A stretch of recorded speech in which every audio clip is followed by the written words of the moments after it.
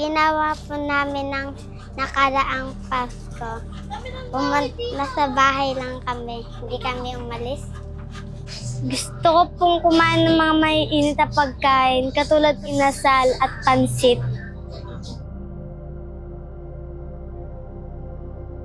Yung nakaraang Pasko po, unti lang po yung handa namin. Ang gusto po namin kainin ngayong Pasko, spaghetti, lechon manok. Gusto ko po kainin ngayong Pasko, spaghetti po, tsaka biko, tsaka isang buong manok po. Ano yung mga gusto mong gawin para sa iyong mga anak sa darating na Pasko? Gusto ko po silang ipasyal at i-treat po ng ano ba, bakit kasi Naluluwa ka! hindi ako yun.